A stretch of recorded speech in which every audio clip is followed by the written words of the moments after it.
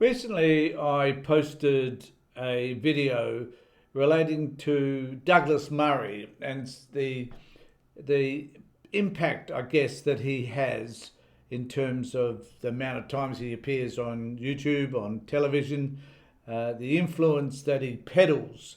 And I've been thinking a lot more about who these people are and how they come to influence people in the way that they do. And I want to thank all those people who have commented on my video, sometimes not all that complimentary, but nevertheless, I appreciate your involvement, and I certainly appreciate the involvement of all those people who have subscribed to my channel. It's not very large, but hoping that it will get better, and as a result of that, please remember to subscribe as well. It doesn't mean that you have to like my stuff in order to subscribe. What it does mean is that you might be interested enough in some of the crazy things that I say that will influence you to dislike me. And there's quite a few of those people around apparently, so it turns out. So I've been reflecting on who these people are, and I've come to realise that it's the rich and famous who peddle influence with little questioning and an immense loyalty from their admirers. And I think that, in fact, people like Alan Jones and others that I'll mention in a moment are those type of influencers. And so I'm curious about what it is about these people that make them so enticing. So they're ignoring their clear deficits, abusing and denigrating behaviours, show little in the way of humility and self-reflection. Now, I do need to say, though, that we don't need to look further than people like Alan Jones and Kyle Sandilands here in Australia to be reminded of the most obnoxious and revolting figures in radio and in television, particularly in the case of Jones. And we enjoy that sort of terrible person, that bad boy image that people like Sandilands tend to provide. Now, what I've come to realise, though, is that such personalities wield a power and influence which is sought by those who can use them to further their influence and message. That is, politicians, business people, and advertisers. Because they see these poor expressions of humanity as a tool to further their own ideals. Now, I do admit that both sides, it seems to me, are happy with this marriage of convenience, providing there is an equal exchange, time and audience and adulation, because audiences seem to love it, because they believe, that is, the audience believes that they are being informed and entertained. The buffoonery of the individual no longer matters. It appears that the more distasteful a person is, the more acceptable they become. And I talked about this a little bit when I was talking about Murray, that he is a buffoon, that he behaves in ways that I find disrespectful, I guess.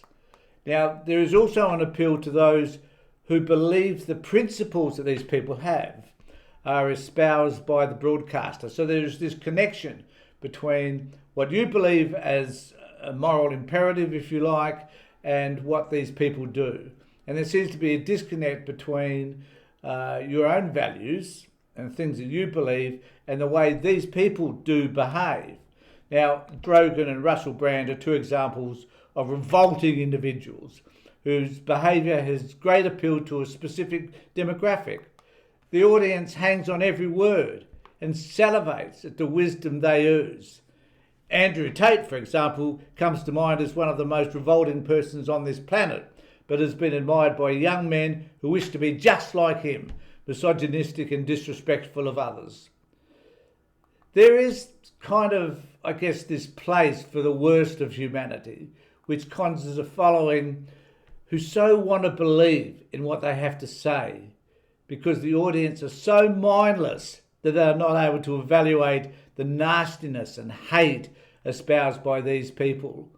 Or the audience wants their own distorted version of reality to somehow in this crazy world to be vilified.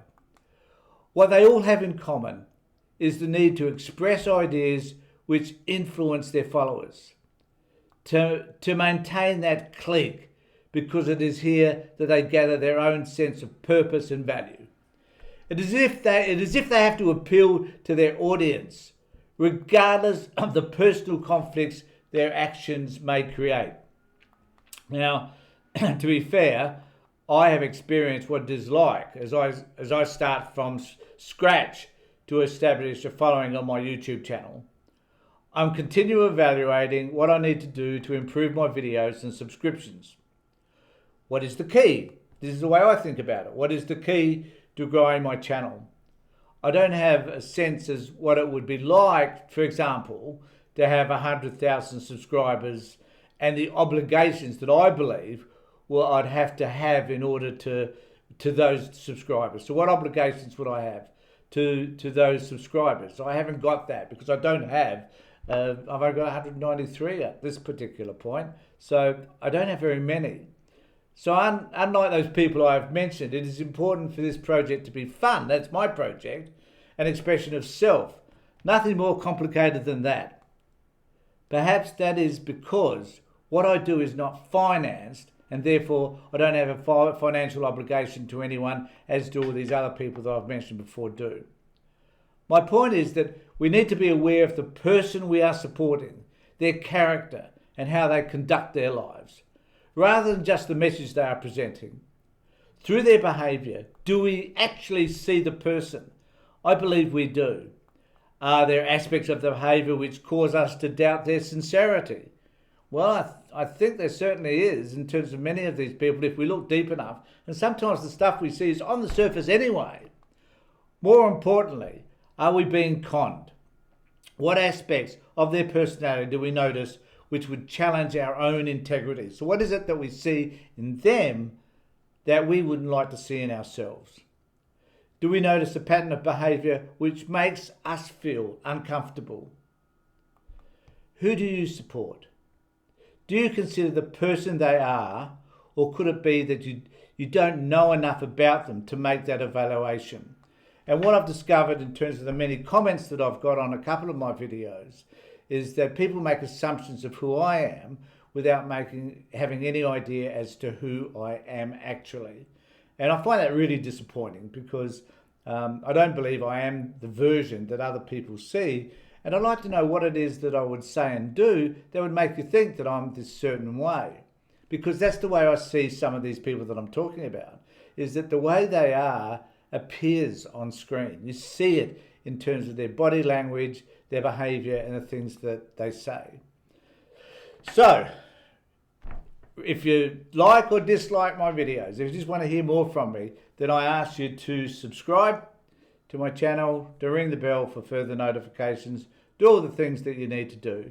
In the meantime, take care, look after yourselves, and more importantly, make sure that you and the people that you love are safe.